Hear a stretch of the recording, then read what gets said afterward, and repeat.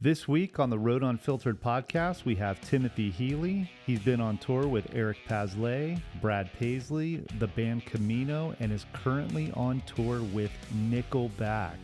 Dude, welcome. Thank you. We're just gonna talk, dude. We're gonna talk shop, man. I want to know everything. Like, I want to know where you came from and all that, because the thing is, it's like you and I have had kind of like Instagram conversations and text conversations. We sat down and had coffee one day at Frothy, and we were just like going back and forth on our stories, you know? And that's why I wanted to have you on, because we bonded over that. You know, we've had those conversations. Your work is insane. Thank you, brother. It is amazing. You know, I know there was a point, I feel like it was probably like 4 or 5 years ago. I remember, I think it was Lolo Kinzer. Yeah, Lolo Kinzer. That was like, you guys have to like get together. You guys have to connect, you know? And so here we are, dude. Now you're on the podcast with me. Man, I love talking to you. Let's go. So, dude, I want to hear like your story. Like, where are you from, and how when you came to Nashville, and like what was the pursuit and the dream, and what do you tell me to start. So, grew up, like, formative years was Pennsylvania. And where in Pennsylvania? Like rural Pennsylvania, Lebanon, Reading. Gotcha. And ended up moving down to the Nashville area in 2000. And so that was like going into middle school. Oh, wow. And I was just always very into music. Music was kind of it. Yeah. Played, multiple instruments, played saxophone in like symphonic bands. No way. And, marching bands, and played guitar, and was in bands through high school and college. During high school, our art department started to get Photoshop on all the machines, and that was really it. Then I just started really learning that software, and that was the first thing. So when you started using Photoshop, was it stuff that you were shooting, or was it just like kind of like practice or something? Yeah, the art teacher was incredible and kind of created this digital photography course, and that was my first time using cameras, and we had a studio set up and really kind of got to be hands-on. Gotcha. Now, what year was that?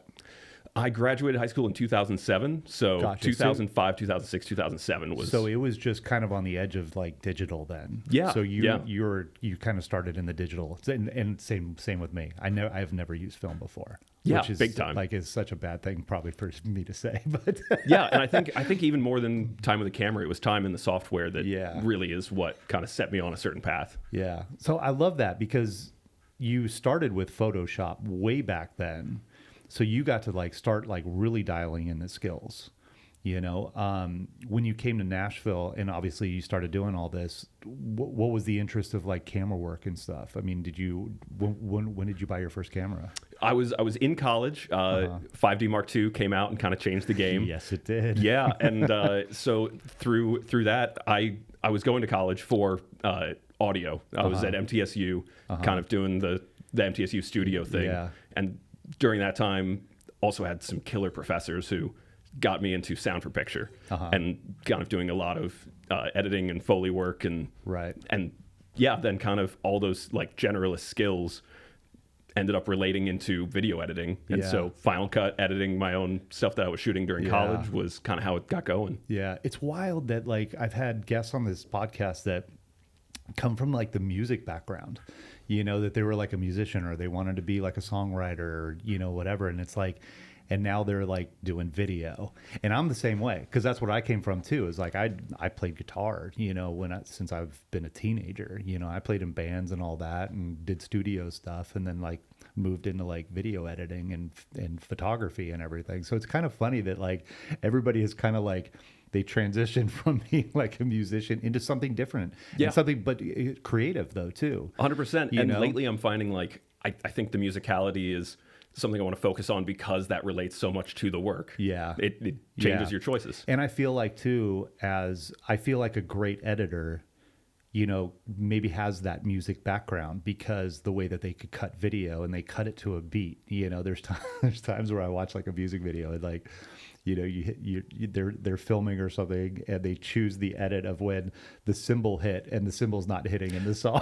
Yeah. You know what I mean? That's that the kind attention of thing to detail like, of, I mean, picking out like, what is it that you're hearing? What do you need to be seeing? Yeah, exactly. So MTSU, you're doing all this.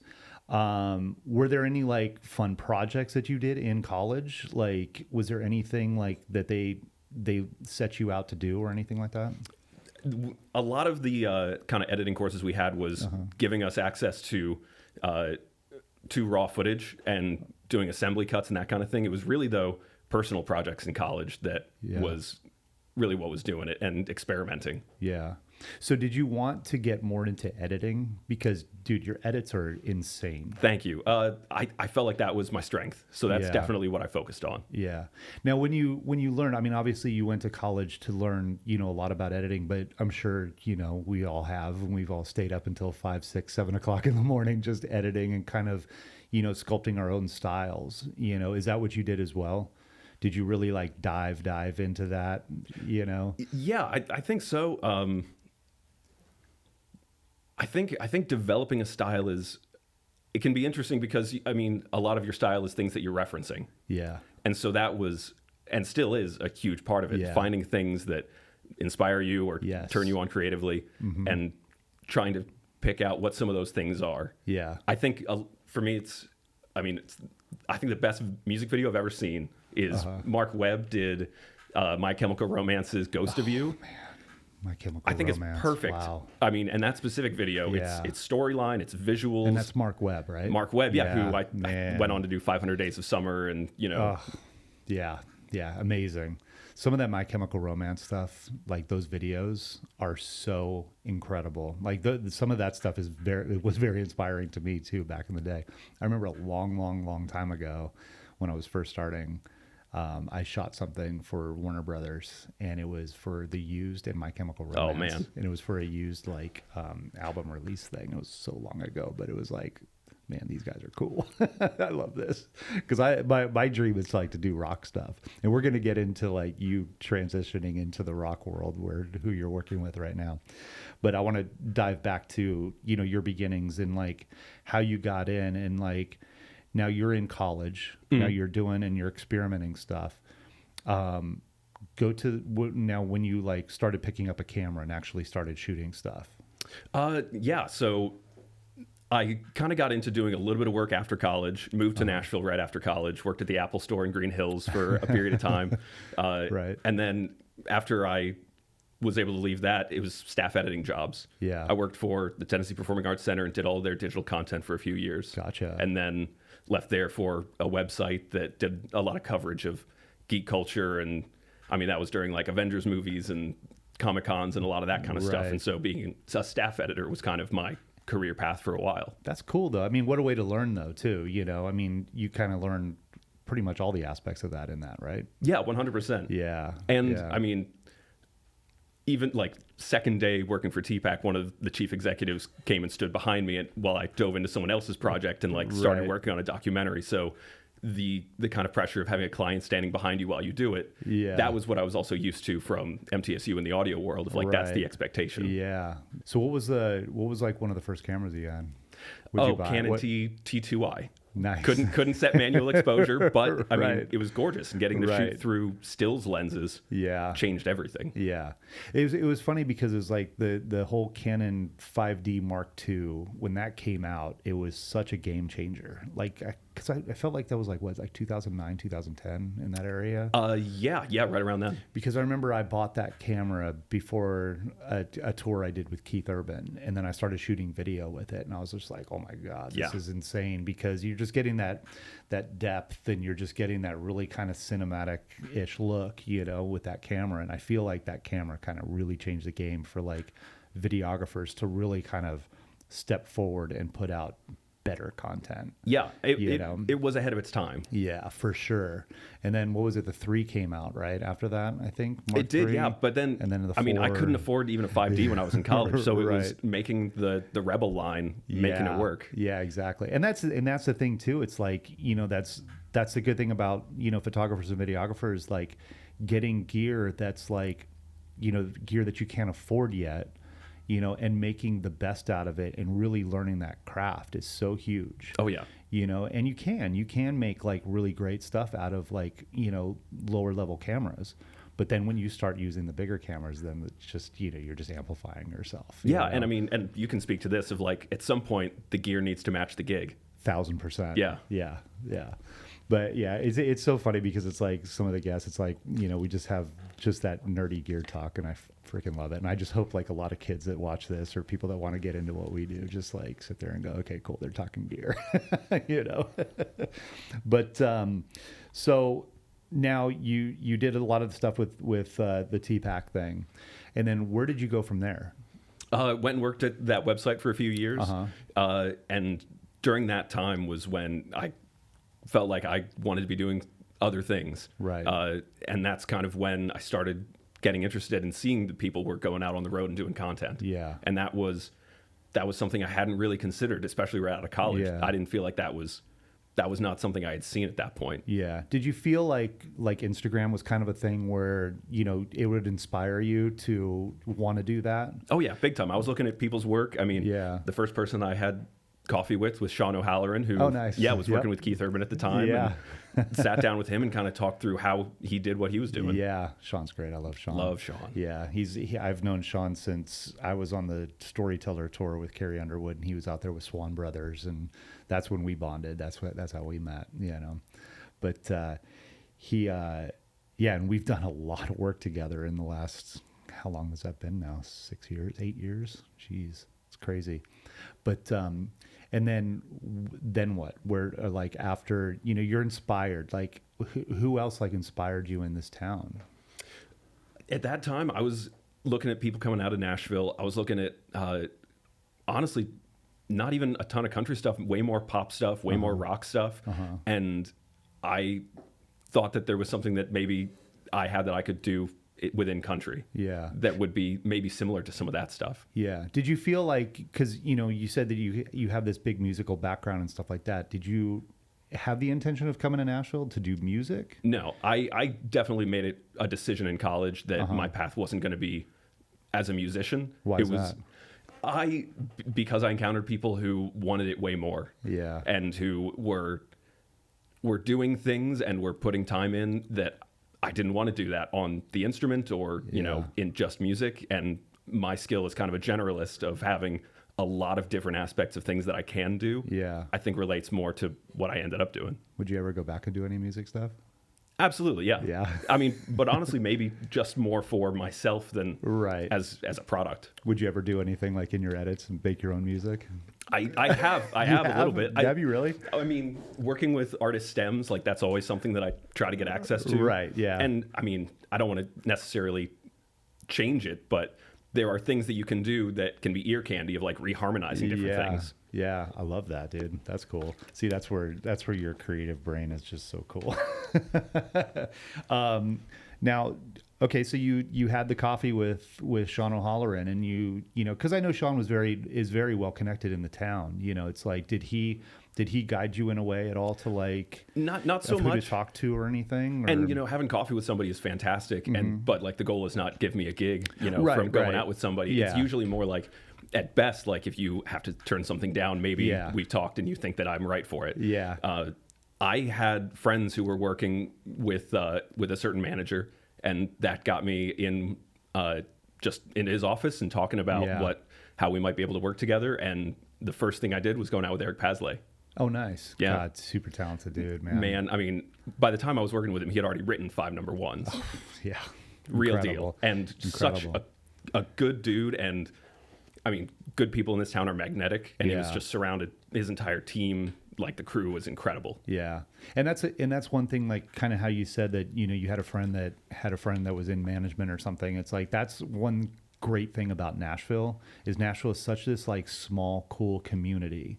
It seems like it's such this big town and big city, but there is this little tiny community. And it's like, because I've had people reach out, they're like, hey, if you know anybody that's looking for a photographer, videographer, can you send them my way, or can I get their number or whatever? And it's about reaching out to people and trying to like get a gig because you're confident, you want to go and do it. You could do it, and so then you went out with Eric Paslay. Yeah. So you toured with him? I did. I was with him for, probably about a year and a half, mainly working with him. Tracy Lawrence was within the same management team at the time. Yeah. And so kind of being the guy that did a bunch of those artists was something I did for a while. Was that Hartley?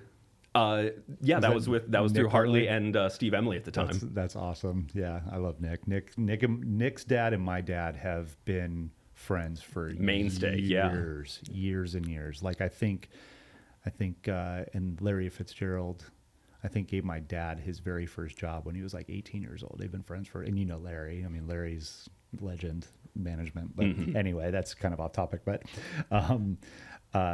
so let's go back to the first time you've worked with Eric and going out on the road with him. Like, what was that experience like? Actually, like, was he on a bus? Yeah, he was on a bus. Yeah. I mean, we did a weekend that was like 3 entirely different shows, one after another. Like one was at a county fair, and then the next one was at a vineyard, and then playing a bigger stage that was kind of like on the beach. I mean, got to see a lot, and it was a hugely educational experience. Right. So a lot of people say, they're like, man, it's my dream just to get on a tour bus and go and shoot. I and love work being with on a bus. It's like, so what was the experience like the first moment you just pulled up to the bus and you're like, oh my God, I'm getting on a bus now? So, I mean, there's a lot of unknown because like if you're trying to get there early and do your thing, like it might be just kind of like an artist who's on the phone in the back of the bus and you just kind of are like, all right, I don't know which bunk I need to take. I don't know where I need to put anything. Yeah. Luckily I had some friends who were on the road and audio crew because we had gone to school together at MTSU. Oh, nice. Yeah. And so was able to at least ask them ahead of time of like, okay, like how many bags should I really be bringing on? Right. What kind of temps are we talking? Will I need to bundle up? Yeah. Do I need to bring my own pillow? Exactly. And I mean, at least I had, heard through just hanging out with these guys, don't sleep, with your head towards the front of the bus. And like some of those things. Yeah.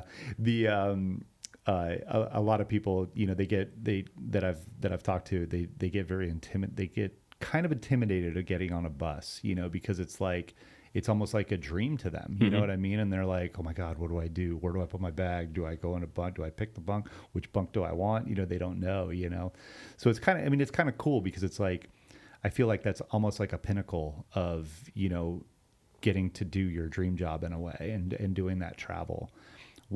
Kind of bring me through like that first weekend. Like, what was the experience like? I mean, what did you love it? I mean, obviously. I absolutely loved it. I mean, coming from a staff editing position where, it's kind of an office job, you're there for the hours that you're there and you're expected to kind of be chugging through this kind of never ending docket of work. And that is not the case really when you're working in that environment because it's really, no one's going to be standing over your shoulder telling you how to do anything. Yeah. You have to decide what is it that you want to have done and how are you going to make it happen. Yeah.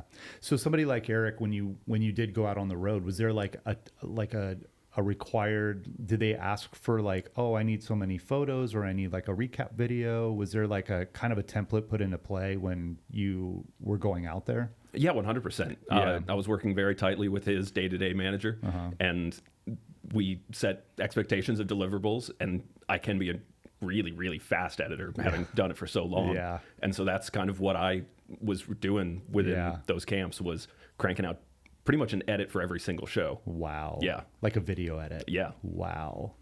Yeah. Cause that's one, it's like, I feel like, with people that want to get into this, you have to have obviously an eye, you have to have knowledge of a camera, you have to have like you have to have an editing sense too. You got to know how to do all these things, I feel like, before you really get out there. And because turning stuff over and like having stuff be turned into management fast, that makes you know, or that makes them know that you work very hard. You know what I mean? Yeah, and absolutely. And it's such a requirement because it's like, we've had talks about it before where it's like, an artist needs to or wants to put something out that night, for the fans to see, or like, because if it's like waited on for like 2 days, that moment's gone. Like nowadays it's like, it's gone. It's like 2 days ago is old news. Yeah. It was like last year. And I mean, depending on who the artist is you're working with, that may be that may be one of the qualities of how they work is always focused on the future. Like catch them while they're excited about it, but they're going to keep moving on. Yeah. And it's wild that it's like nowadays, with Instagram and TikTok and all that stuff, it's like everything has to be so immediate now.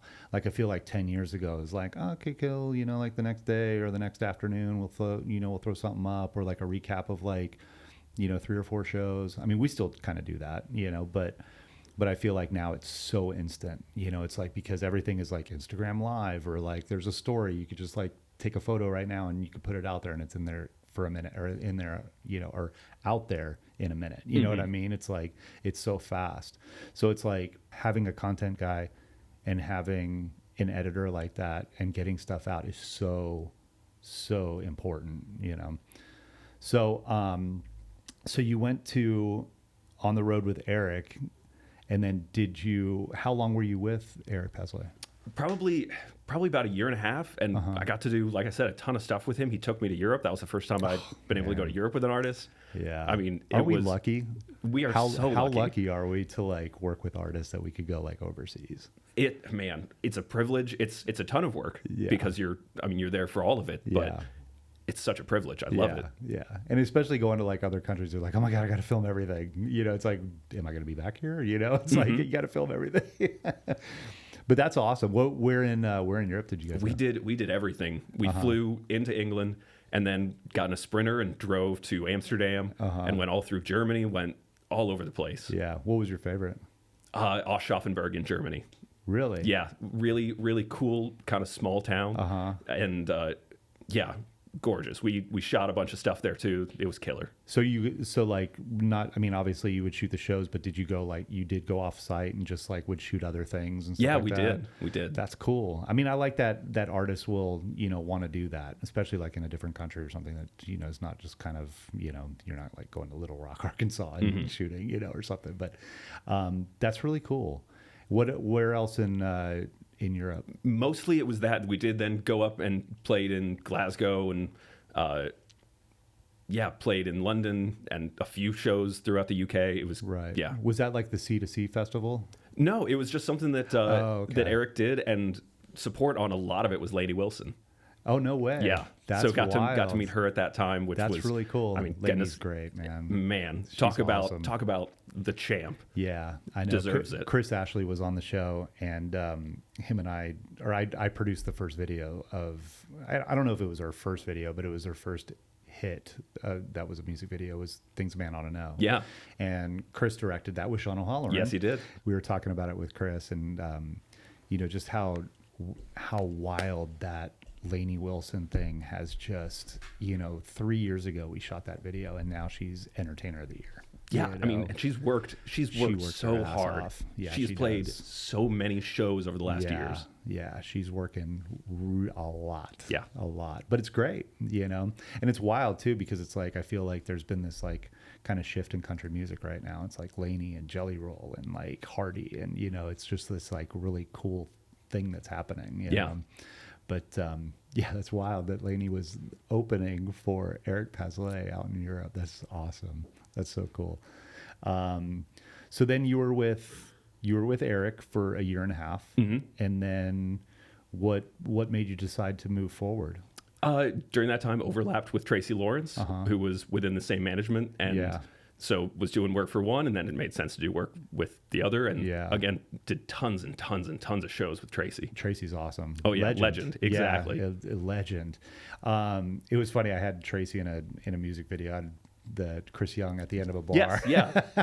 He had a cameo in it because in the lyric they referenced one of his songs. So I was like, man, I got to get him in the video. It would be so cool if like Mitchell's singing and you just over Mitchell's shoulder you just see him sitting in the bar, you know. So there's that cool cameo. Tracy's great though. So then On the Road with Tracy, like tell me a little bit about that process.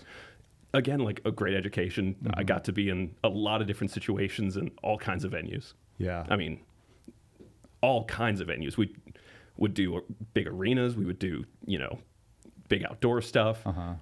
Didn't do sheds. Like first amphitheaters were with Paisley, but I mean, again, similar thing of like a lot of fast editing. Yeah. And, you know, set up in a booth in the back of whatever venue we're playing and chug it out during the afternoon, work hard and do it again that night. Yeah. So did you, now the editing process out on the road like that, you know, when you would turn over photos or turn over videos, you know, cause I always say it's like we have our fun shooting and then the job starts right after the show because we're editing. Oh yeah. You know, and how late do you usually go when you're editing these recaps?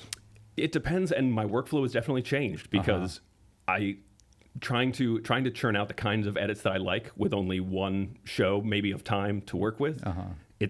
It's hard to get all the shots that I want to go into my work. And also I tend now to build a lot more ahead of time. Gotcha. And so a lot of that building takes some time either off the road, or if it's on the road, like it just takes a while to go ahead and build that structure that then you're going to be plugging things into. Yeah. I can see that, because it's like, sometimes the act will only have like 30 minutes. Yeah, 100%. 45, and not like an hour and a half show or a 2-hour show. Obviously, like, with an opening act or something, you're only getting like 20 minutes, and it's like, God, you got to shoot all these photos, you got to shoot all this video, and figure out what your priorities are. Yeah, exactly. So what do you use for photos to edit? I edit in Lightroom. Yeah. I mean, Lightroom looking for speed and efficiency. Yeah, and cataloging too. Oh yeah. I feel like I catalog everything in Lightroom. Just everything is organized by date and all that stuff. Now, kind of with that whole process, with like the cataloging, how do you do it? Because that's one thing too that a lot of people ask. They're like, how do you organize everything? How many hard drives do you have? Dozens and dozens and dozens, man. I know. And some of it is even just trying to figure out ways to make things move around easier, because I mean, for a lot of us, we're working on small SSD shuttle drives that don't last a terribly long time if you want to keep everything all the time. Yeah, exactly. And so figuring out ways to make things easy to access later has been huge. And that's definitely part of my file structure, is getting it out so I know where my favorites, my selects are, so that I can move them around. Yeah. Have you done any like cloud services yet? I haven't. I need to find something that is a good, constantly updating system. Yeah, because we just have so much content on like so many hard drives. It's like, I would love to. I mean, I know it's out there and it's very expensive from what I've heard, but it's such that's pretty key to have, just in case like something was to happen with a hard drive. Like you said, it's like they don't last, but the archiving in the cloud, I think that's a pretty big business. Oh, 100%. But I mean, it is also tough for us with the kinds of files that we're working with and the speed that we want to be able to access them. Yeah, because bus internet is not good internet. No, it's a suggestion of internet. Yeah, exactly. I think it's like cell service. You know? Exactly. It's it's talking to something. Yeah, exactly. So then, I mean, I know that obviously Eric Paslay, Tracy Lawrence, and Brad Paisley are all kind of under the same management. Yeah. And that's another thing too, about getting in this business. It's like, if you make friends with people that are in management, they have an umbrella of artists, that you could potentially work for all of them. Yeah. I mean, you're handing your work to the people who are going to be making the decision of who they want other people to work with. Exactly. So you moved on to Brad Paisley, I know that, and you did some insane recap videos. I remember like when Lolo and I would talk, I stalked your Instagram a little bit and saw like all the editing that you did, and I was like, damn, dude, this is sick. Off the Brad Paisley side.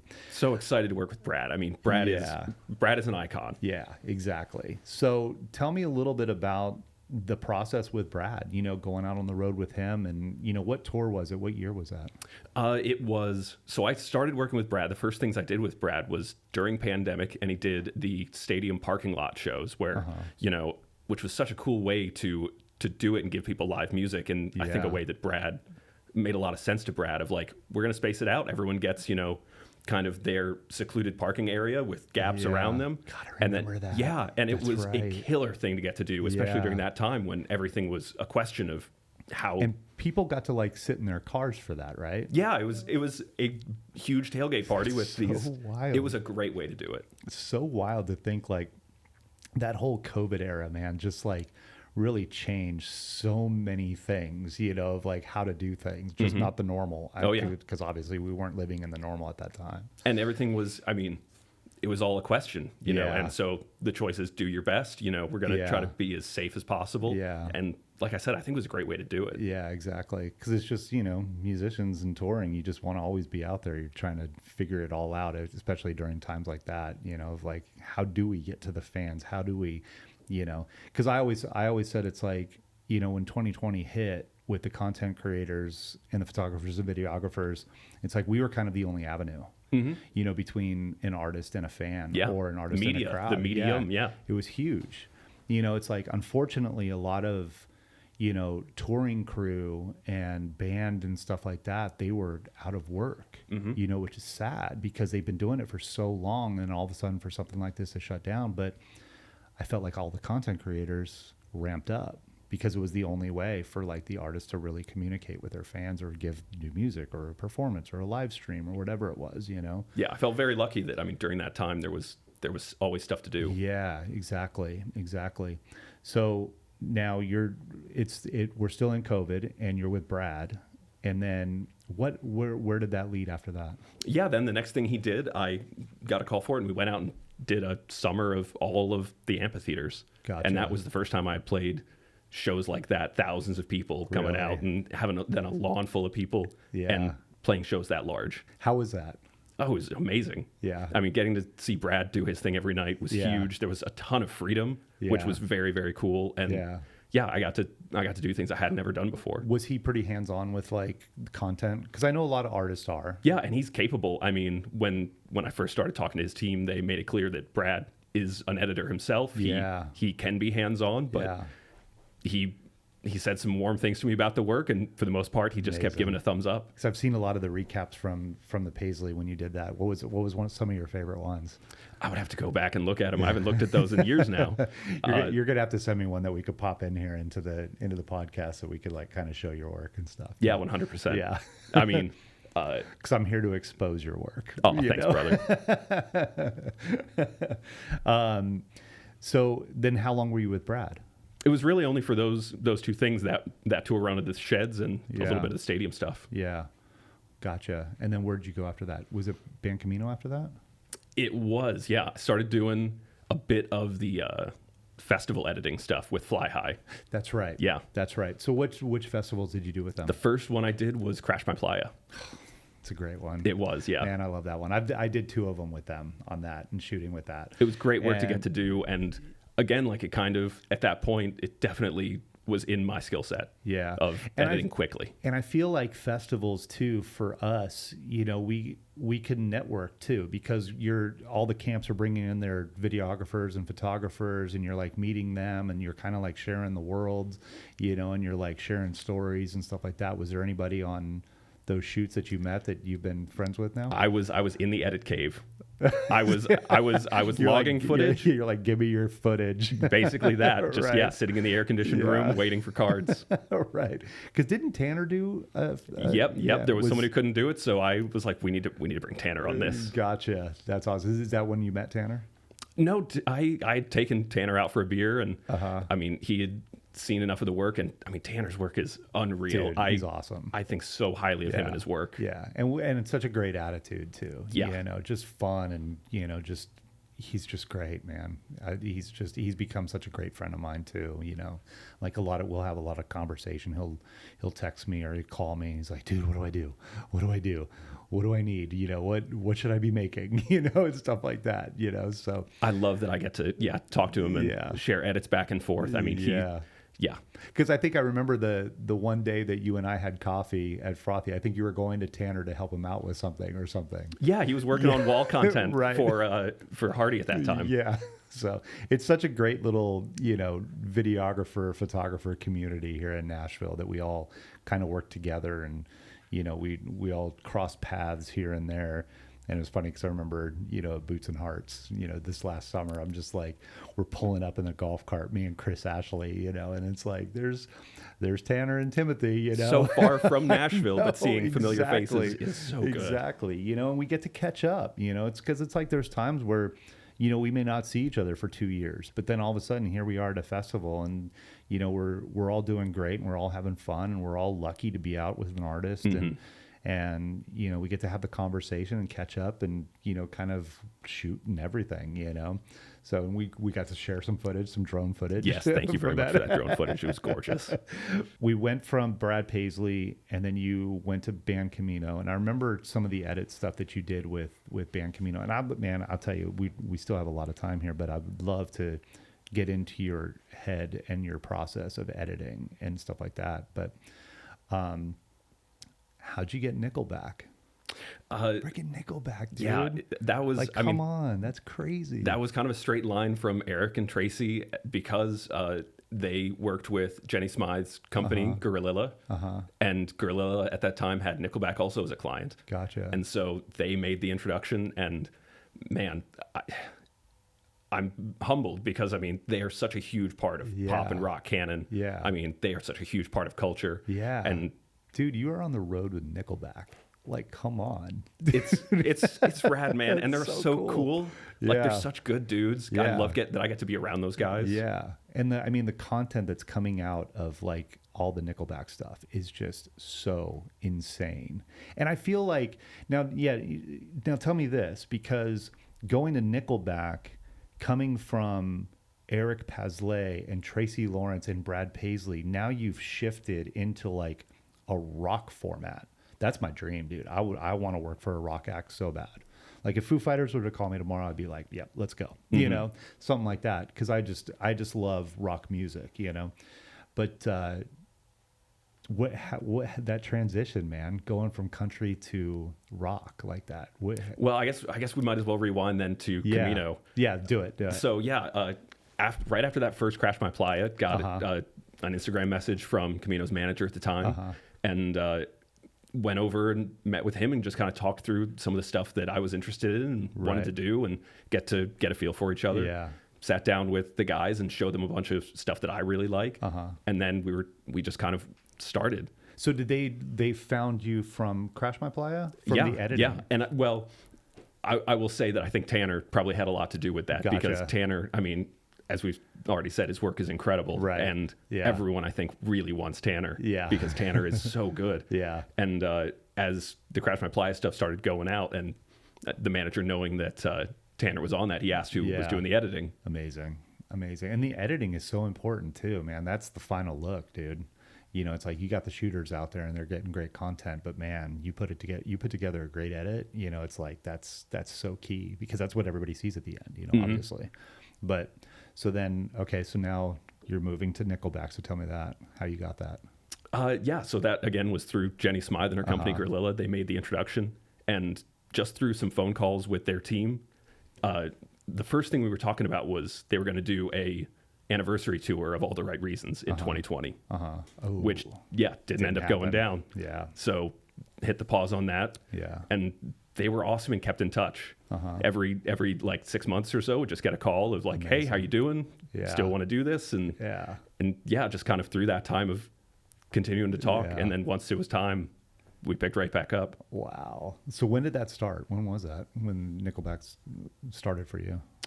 The conversation started in 2019, and then it was 2023 when we went on the road. Wow, that's crazy. That's really cool that they kept in contact with you for that long too. And just like, okay, just hold up. And then here you are. Super grateful that they were down to kind of continue that conversation. And And Nickelback is with the Core. They are now. Yeah. Which I mean, at the time they weren't with Chief, right? But they reunited. Core has been like they're on fire. They are, what a team, dude! Yeah, what Nate a team. Smith, Bailey Zimmerman, Nickelback, Josh Ross. A lot of hot stuff for sure right now. You gotta like tell me the whole Nickelback, like when you first started, like when you walked in, like what was the first thing that you edited, all that stuff. First thing I edited was, because I'm going to showcase a shitload of the Nickelback stuff on this for you. So thanks, man. First thing I did was they gave me a ton of footage, and they gave me audio stems, and I did an end of year recap video.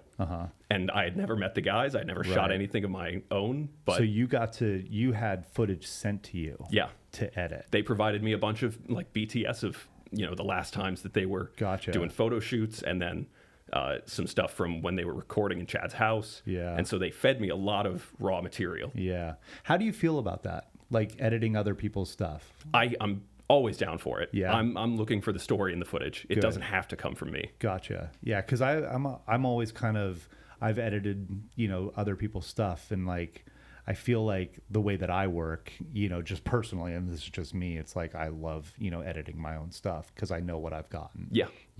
And do you think someone else could edit your stuff as well as you? Yeah. Yeah? Yeah. Because the thing is, it's like I had always edited my music videos that I would shoot or direct. And then it was kind of funny because it was Ryan Schmidt, Fly High. You know, when they brought me on board, I mean, this was back in like, I want to say 2015 or 16. I went in as a director with them for a little while. And Ryan was like, direct, don't edit, don't shoot, just concentrate on being a director. He's like, you're a great director, be a director.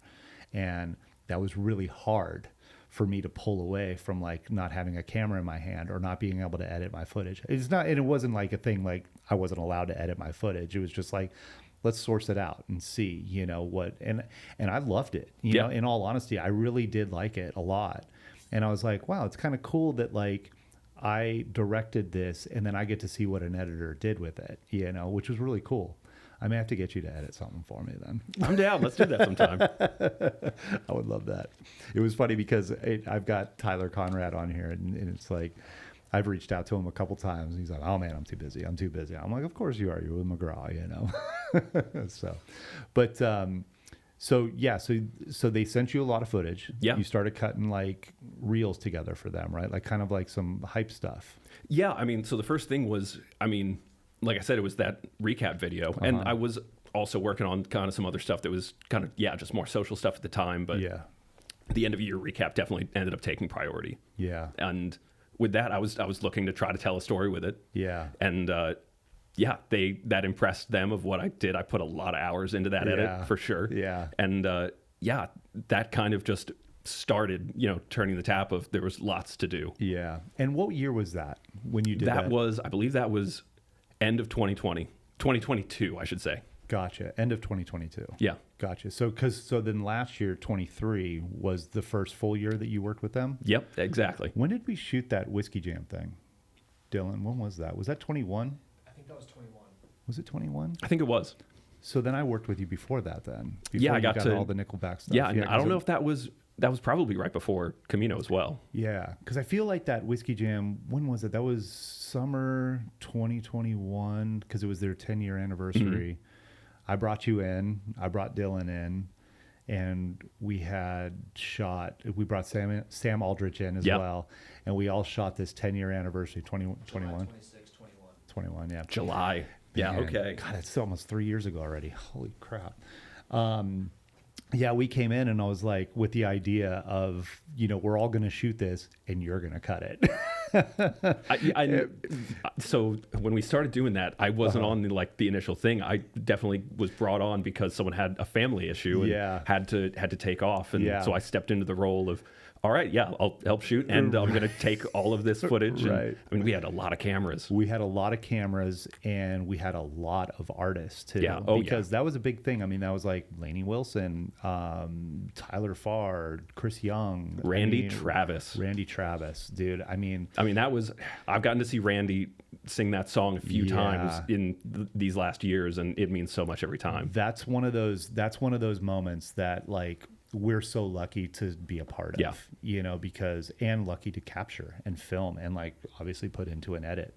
And the way that Whiskey Jam edit recap thing it was done so damn well. It hit, like when you sent that edit to me, I was just like, oh my God, you hit every emotion on it, because it's like the way that opened up with that artist singing that song, and then seeing all the artists and, you know, and then ending with the Randy Travis thing, sing along. It was just like, oh my God, that was the pinnacle of the night, you know. And the way that you cut that was so. When I got that edit back, I was like, oh my God. Okay, I remember the text you sent me. Cool. Yeah. I remember the text you sent me. You're like, I knew you were going to work on this. Edits. I didn't know you were going to kill it. And it's like, right. Well, that was the first time I got to do some work directly with you. And of course, you know, you want to do your best work. And especially when you have a show that's special like that, you really feel the pressure, but also just the responsibility of it. Yeah, I felt grateful that Ryan Onan and Ward brought us on board for that, because I knew how special that was for them, and especially at the Ryman, you know, and having that. And but yeah, dude, that edit was just fire. We'll have to clip that in here. We'll have to show a little bit of that. So Nickelback touring. Yeah. Okay. So I'll back up. Yeah. So we did the recap and just started doing some editing. And this was in December leading into January. And then early in the year, like late January or February, Chad and Daniel, the drummer, came to town to do some press for the tour with Brantley. And so that was the first time I got to meet those guys in person, just kind of being with them for a press day, riding around in a Sprinter, pointing a camera at them. And, you know, day to day, who is BK, I love you. You're my guy.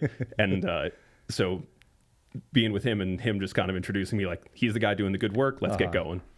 And so that was huge. And so throughout that day, I was, you know, kind of just doing my thing, which is I don't necessarily need to do a lot in that situation. And the way that I worked, they really liked. And I got asked to go in the studio the next night with Chad and Jelly and Brantley and Bailey Zimmerman. Wow. That's so cool. That's meet really Chad, cool. meet Chad on one day, and then get to be in the studio while they're together and working is crazy. Isn't that wild that we get like put into these situations of like all these like different kind of people all in one room, and you're responsible of like filming them and photographing them, you know, and stuff like that. Yeah, I mean, it's pretty cool. I mean, it's mind bending, and like, I mean, gosh, Nickelback was huge for me as a teenager. So exactly. it's wild. Yeah. Now I remember, did you guys do rehearsals in Nashville? No. So the next thing that I did with them was they won or were inducted into the Canadian Music Hall of Fame at the Junos. And so I got to fly up to Canada and do that. So like one of the first times I got to shoot Nickelback performing was them winning. Oh my God. That's so being awesome. inducted into the Hall of Fame, which to have that be day one of shooting a show is again, like absolutely next level. Yeah.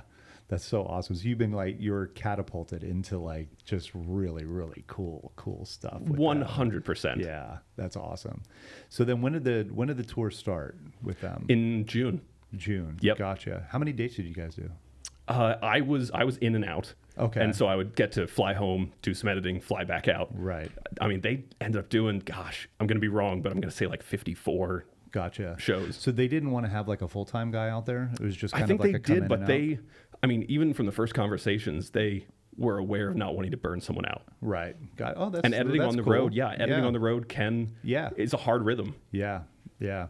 So give me a little bit. So I know, okay, so you did a lot of dates with them and you were editing out on the road. Give me a little bit of that process, because I kind of want to go even deeper into like how you edit and what your thought process is on that. Like, how do you visually like go in and go, okay, I got to put together a recap for Nickelback. How does this have to look? You know, because it is rock, it's not country. You know, what do you do? What's your mindset with that?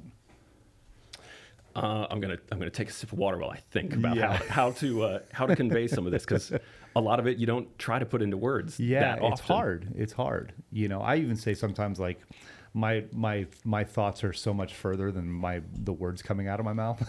You know what I mean? And I like to sit down and edit and then stay there until I'm done. Yeah. And it's usually a very intuitive process of I definitely go through and I usually look at every single shot first. Right. And I will make selects. And I think some of it comes from Photoshop. I tend to like to sort of like have everything available to me before I really get going. Right. And then I'll typically do pancake timelines of have a timeline of selects open as well as my cut timeline and be going back and forth looking. Gotcha. Now, when you're shooting, like, is there moments that you're sitting there going like, oh my God, that was badass. Okay, now I gotta lock that into my head of like, that was on, you know, this song or that moment. Do you ever like kind of like mentally catalog? And then when you go in to like edit, then you're like, okay, I remember that shot. Absolutely that. Yeah. Usually I don't have to necessarily flag it as much as it's going to stick out in my head of like, I remember at this moment I got a fan doing this. Yeah. Or, you know, I remember that, you know, I was in the right position when, you know, someone did this and then the lighting did this. Yeah. Those things will stick in my head, and those will usually end up being, I think of them as like tentpole pieces of an edit. Yeah. And then how long does it take for you to cut together like a Nickelback reel? And what do they like? I mean, do they like it to be like over the course of like, say, like a couple of shows, or was it something that you turned in every single night? I've definitely gone more towards a weekend. Gotcha. Total recap. Yeah. Deliveries all along the way, but I mean, the recap edit, I think has been elevated to the point that you need more and you need to put time into it. Right. And were they good with like you having just kind of like a creative control over it in a way? I almost had no requests for edits. Really? Which is something, I mean, throughout my career though, that's usually V1, I've already put a lot of work in, and I've done a lot of my own quality control. Yeah, you're doing something right when they're not coming back with edits and a list of things to change. Which again, like that can really burn you out doing a lot of recuts. Yeah. But something about my approach, I usually don't get asked to do very many. Yeah, that's the same with me on the stuff that I turn in with Carrie. It's like they're normally the first cuts. It's very rare that back in the day when I first started with her, it was like, okay, there's a change here, a change there. But nowadays it's just like, okay, cool, there it is. Because you learn, obviously, when you shoot with an artist over and over and over again, you're getting to know what they like or dislike, you know. So then with the Nickelback stuff, because it's like it's a rock show, it's fire, it's like all these that first pyro, very shuddery looking and like jittery and like stuff like that. That's rock to me for some reason. You know what I mean? Yeah, it's that absolute energy that you can convey with those visuals. Yeah. Do you ever like, when you go out there and you're shooting, do you ever like sit there and go, okay, this is the moment, here it goes, boom, this is the transition? Absolutely. Yeah. Yeah. And I mean, or I tend to do a lot of just like, all right, what version of this have I not tried to get before? Yeah. And try to find something that is original, because the feedback that you're getting as you're shooting means a lot. Like if you're having fun shooting, it's going to be a lot more fun to edit. Yeah. There's one thing that I don't see too much of in country music and country music recaps is like a lot of 360 stuff. Mm-hmm. And you've utilized that. Man, they're such good tools. Right. It's so cool. But it's like, I feel like in country music, it's like, I mean, I've seen it, but it's not as much as like the rock world or the pop world or the EDM world. So much. I mean, some of my favorite edits like coming out within the last few days are guys relying heavily on 360 because I mean, obviously you can introduce movement that you can't always get, like, and then there's even just the thing of you can only put a camera in so many places. But once you make that choice to be able to then have total flexibility, it changes everything. How many cameras do you use out there, like with Nickelback? I typically like to have a camera that is for video and then a camera that is for stills. And then I will break out a flavor camera, whether it's a 360 or like a SD camcorder or something like that, I can then pull out on occasion. Do you ever like place anything anywhere? Like, do you just like kind of like set a camera anywhere just to like get a shot and then you're running around with a different camera at all? I definitely will sometimes. Usually it's a flavor camera though. It's set up the 360 or set up the camcorder. What 360 camera do you use? Just GoPros. Dude, that camera's awesome. Yeah. It really is. And it's funny because that one's been out for a while. It has, but it can really do some good low light. Like if you work with it and make choices of how you want it to expose, it holds up. Yeah, because GoPros are tough in a low light situation. Yeah. It's funny because there's like a lot of people like, oh, just throw a GoPro up. And I'm like, but GoPro's so great for like sports, outdoor sports stuff, but that's 360 camera. There's something, man. There's something cool about that. But it was funny because I was watching one of your edits where there was just, the 360. I feel like you were just like kind of holding it up and it was kind of like moving a little bit, but we were kind of going down the ramp. Man, that stuff is just because I'm so still thinking cool. of it as coverage. Like it's a way that can achieve a shot that would be pretty difficult with a different camera. Yeah, exactly. You're like, okay, I got the band, I got the crowd, I got this crowd, I got the crowd back there. Yeah, it's like, and sometimes I'm covered. And sometimes dual, like just hold it up and then photos with another camera. Why not? There's got to be a photo of you doing that. Oh, there is. You can if you pause and edit, you'll see me like, okay, there he is. He's got another camera. I've had a few other content people reach out and be like, I see what you're doing there. Yeah, I gotta look that up for this too. Now that we've talked about it. Stylistically, like, what are you using first? I mean, you're using Premiere? Yeah, and I try to stay in Premiere as much as possible. A lot of things can only be done in After Effects, but it's definitely build it and maybe build a scratch version in Premiere. Yeah. And for some things, like if it's a transition or something that's only a few frames, it can be faster just to, quick and dirty animate within Premiere rather than spending the time to round trip out. Yeah. So you're very efficient then with Premiere. I mean, not Premiere, but why am I blanking? After Effects. After Effects. I know how to do a few things that I like in After Effects. Man, I'll tell you, I'll admit it. I've never like really dove into After Effects. I dove in college. Video Copilot is such a resource. And yeah, just understanding how it works. And then, but also it's kind of an empty toolbox until you start adding the things that you want to work with. Yeah. Do you do a lot of 3D stuff? I've done some 3D stuff. Again, Video Copilot, I would use the 3D program that they have that you can run within After Effects. Right. I still am learning Blender. Yeah. Oh, yeah. Yeah, I've heard that. I talked to a videographer in Vegas at one point, and he was like, "That's all I use is Blender." Mm-hmm. And I mean, some of his stuff is just like crazy 3D stuff, But I love that, Now, with the whole Nickelback thing and recap videos, you did photos for them too, right? I did. I mean, we had luckily other photographers on the road, so I was able to prioritize. So they did have like more people out there. Yeah, because Josh was also on the road, was able to kind of have people double dipping a bit. Gotcha. And so I was able to focus on video. Good. Okay, good. That's really Stills cool. were definitely still delivered, but I had the luxury of being able to focus. Yeah. Were there any like cool stories that you could? It's funny because I almost called this podcast on the edge of the NDA. Dude, I feel that. Yeah. So, I mean, is there anything like from the road that was just like that stood out? That was just like fun? Was there like a moment where like another person came out and saw the show? Was there a disaster that happened or anything? Like, is there anything like tell me about the Nickelback tour, So hopefully I don't reveal too much, but they really gave me huge access. Yeah. I mean, don't really have to knock to go into a dressing room, which that for guys like them to be able to give that amount of trust is huge. Yeah. And I took that very, very seriously. Yeah. And especially with Nickelback, like I want to show all these things that I love about Nickelback. Yeah. But they were just so great to be around. So Mike, who is Chad's brother, is a super fit guy, and he gets his workouts in on the road.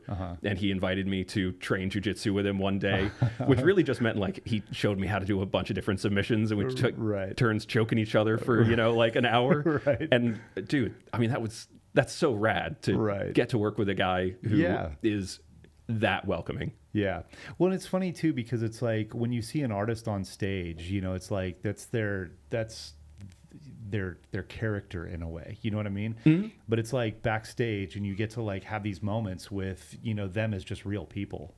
It's like a lot of people don't get to see that. Yeah. You get to see it. I get to see it. Everybody in this world gets to see it. Watching in our Radiohead world. Music videos before we go out and talking about the things that, they get turned on by creatively.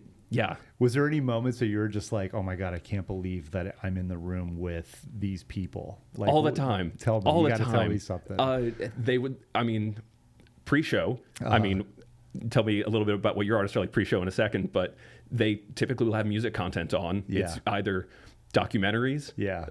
Like they were watching the Wasp documentary. They were watching live footage of Primus, like kind of obscure stuff that's just like, I can't believe. And like watching before a show, they put on the Thundercat Tiny Desk. Gotcha. Which is just like, oh my gosh, people would lose their minds if they knew like right before they go out and are playing animals, they're watching, really great stuff as well. Yeah, it's funny because when I was out with Chris Young, it's like Chris Young's band would just blast music, like just Foo Fighters and just like all this like rock music before they went out. Obviously it just jacks you up before you get out and go play in front of 15,000 people. Yeah, but they're almost more intellectual about it as they're watching all of it. Yeah, that's funny. That's so wild. That's so wild. What were there any special guests that you're like sitting there going, oh my God, I'm actually being able to take a photo of them, or anybody that came out to the shows? Or not a ton on this run. Right. Gotcha. And then when we saw each other at the Boots and Hearts Festival, I thought that was the first time that I've done like kind of, obviously I've done Crash My Playa, but like something like, getting back into festival where I was just literally shooting video. And I thought it was so cool that like, all these artists came through and were like communicating, like Tanner and you, and it's kind of cool to like kind of see our circle, kind of come in and out of, like I said, you just kind of come in and out of our lives, and stuff like that. But That Boots and Hearts show, dude, was unbelievable with Nickelback. Like 40,000 Canadians. Dude, ridiculous. I think they said something like that was the most tickets that they sold for Boots and Hearts was that night or something for Nickelback. Oh yeah. Oh my God. The show. I mean, I was flying the drone during their show to get those shots. And I'm like sitting there looking at the monitor. I'm like, oh my God, it looks like a ton of ants down there that are just so many people were at that show. Yeah. It was wild. Was that a highlight for you? Huge. Yeah. Festivals are tough though. Yeah. Because, I mean, with that kind of crowd, it's very tough to move and get different shots. Yeah. So being able to, rely on you and some of the other guys to get some footage was huge. Yeah. I feel like festivals, you're right. They are tough to shoot. They're very tough to shoot. Because for one, the stage could be 10 feet tall. Yeah. And so like some of that is just having the gear, like you're trying to like gimbal on a monopod. Yeah, exactly. Definitely covers a lot of ground. Exactly. And there's a lot of ground to cover. Yeah. Oh, because exactly. you're running around and it's massive and there's a lot of people and it's just everybody's drunk and like, but you're trying to get the shots and stuff like that. But what do you prefer the most? Amphitheaters, arenas, festivals? I like arenas. Yeah, they're fun. Arenas are fantastic. Yeah. They did another show that, I mean, was even harder to move around. They played a street show in Toronto after the Toronto Film Festival, and they debuted a documentary that they've been working on. And I mean, we had a drone pilot, Transition Ninja Peter, was able to hire him a bunch on this tour, and he's a weapon. And seeing his shots of flying down this street in Toronto and how far the crowd went back through intersection after intersection of people lined up to see this incredible rock band is huge. Was that in a recap video? There's a standalone recap for the TIFF. You looking that up there, Dylan? Okay, you got to note that because I'd love to show that while you're talking about it. So after Nickelback, what happens? We've still had a lot to do. Yeah.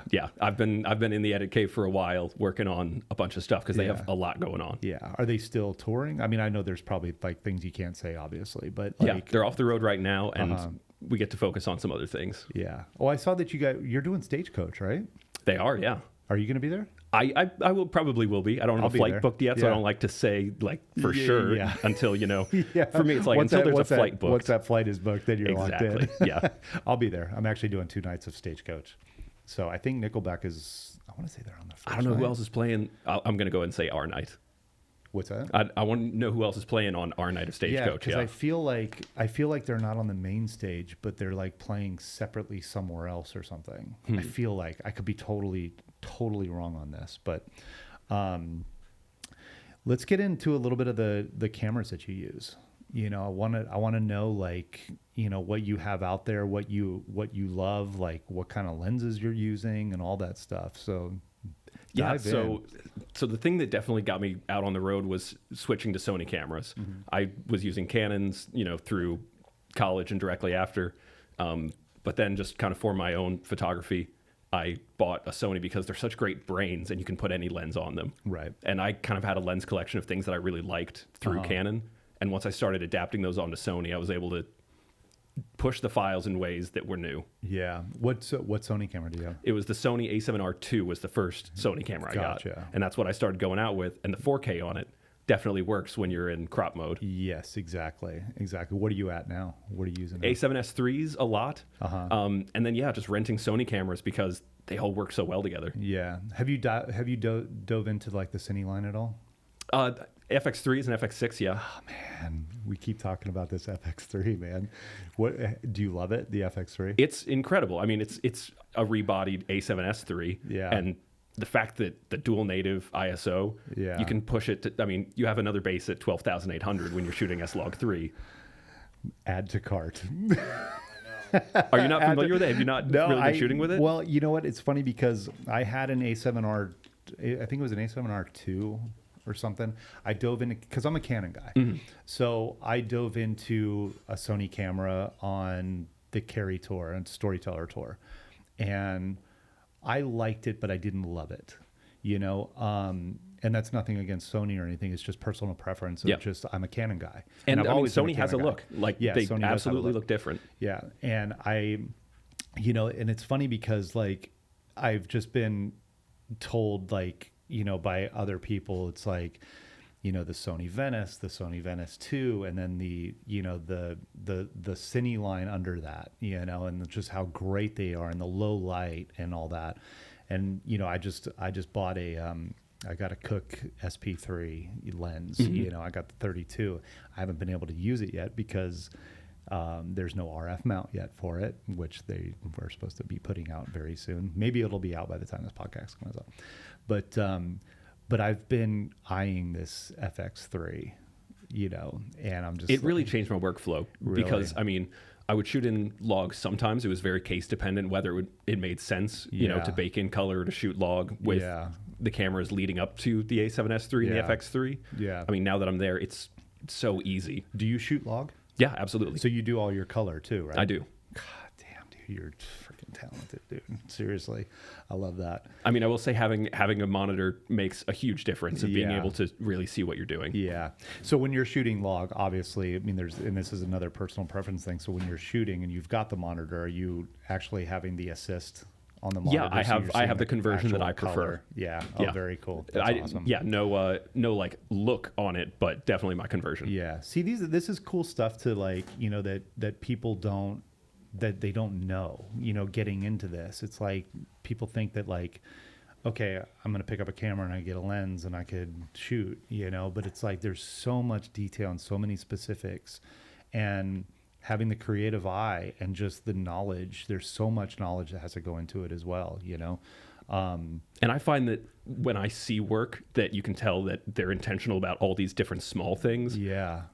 It's cumulative. You Yeah. end up with a work that looks like someone's in total control. Yes, exactly. So what's next? There's a lot to do. Yeah. Yeah. Now do you take on edits? Do you do music video edits and stuff like that too? I haven't done a ton of music videos. Right. I'm going to be doing a project here with Sean here in a couple of weeks. Oh, nice. I don't know a ton about it right now, but I'm going to be the editor on the project. Nice. So there is one question that I have been asking everybody. Okay. If you were to go out on the road and you were to be out there for 3 days, full on weekend run, one camera, one lens, what is it? Probably an A7S3 or FX3, and only one, probably a 24-70. You're right up my alley, dude. It's versatility. It's so funny because everybody's answer is different. Really? Yeah. And that's what's cool about photography and videography is everybody has a different eye. Yeah. You know what I mean? Because it's I could take everybody on this podcast and we could go and shoot a show and every image will be different. Oh yeah. You know what I mean? And that's what's so cool about this. It's not like a guitar player that just plays a song that was on the record. It's and they could have their little touch to it too, but it's I just feel like we all see things differently, which is so cool. And then it kind of brings it back to that whole thing of directing a video and then having somebody else edit it. Yeah. Yeah. It's the same type of thing. And I've been able to, bring people on to shoot different Nickelback stuff, and knowing that if I invite this person, having an idea of how they work and what they're going to give me, and then what that can add to a project. Yeah. That becomes a huge fun part of it. Yeah. What's your most favorite part of the whole process? The shooting, the editing, the result, the prep? What is the result. I love finishing an edit. I love Right. finishing an edit and then watching it over and over again until I'm sick of it and moving on to the next thing. Yeah. Yeah. It's funny. Dylan and I were talking about, because we have a lot of editors on this podcast. What was some of the things that you were saying earlier today that were How you approach an edit, how you organize footage in the edit. We already talked about Premiere and Yeah. stuff like that, but I don't know. Those are just some of the Yeah, questions because we were talking, we're just man, I'm we got editors now coming in. This is actually cool, because there's some people that are just I'm just a photographer or I'm just a videographer, or they do both, or they're a director or whatever, Yeah, and really, I'm trying to show off what I think the best version of anything is. Exactly. Which I think also helps with not getting asked to do a lot of re-edits, is because I mean, I'm not going to put a shot in that I don't think is awesome. Yeah, exactly. And plus, you know, I mean, at the end of the day too, you're representing the artist. Absolutely. You know, because I know there's a lot of people that are like, you know, they want to shoot and, you know, they want to do this, and it's like, but you have to represent the artist as well, because you're building their look. Mm-hmm. You know, and like you're somebody said it's like you're creating the FOMO too. You know what I mean? Yeah, that's true. You know, because it gets put out and it's like, oh my God, I want to be there. I wanted to be there. You know, it's like a big promo tool too, you know, but I love it, man. Seriously, you're the shit, dude. I'm telling you, like I appreciate you, man. Yeah. Okay. So Nickelback, what's down the line? What's the end goal? Like, do you want to get into film? Tell me, what do you want to do, like, down the line? It sounds kind of silly, but I feel like I'm already there in some ways. Right. Like, I mean, the goal when you start doing this, for me at least, was I just want to be a pro among pros. Yeah. And then when you get to the point where you're like, man, all of these people around me are absolute masters of every part of this job. Everyone in their role is, you know, a total pro, and you want to be as good as that and as good as the gig that you get to work on. Yeah. Any advice that you would give to, like, you know, to the up and comers, you know, like what would you tell them? You know, like what's your advice for, like, you know, like, because I know you and I have had a conversation, and I know you've reached out to other people to, like, try and figure out how to get to the next level. Mm-hmm. What would you say now that you've done it, dude? I mean, you're like putting out incredible work. You've networked your way through, like, all these artists. What would you tell people? I mean, the simplest thing is work hard and be nice, and then be nice and work hard. Yeah. Because that is what people are, at least I think, are going to remember about you. Yeah. Is what is your dedication to your work? What is the thing you want to put your name on? Yeah. And then what are you like to be around? Yeah. I always say that it's, you know, and that's great. And I always say that it's like, you know, your work's going to get you in there, and your relationships are going to keep you in there. Mm-hmm. You know, relationships are a huge part in this business. And we live close to people, you know, when you're on a bus. Exactly. You're sharing personal space. Yeah. You're sharing emotional space. Yeah, exactly. Dude, I am so glad that you came out here to chat with me, dude. Seriously, your work is incredible, dude. Thank you, Jeff. Seriously. I appreciate having the time to talk to you, brother. Yeah, man. Thank you.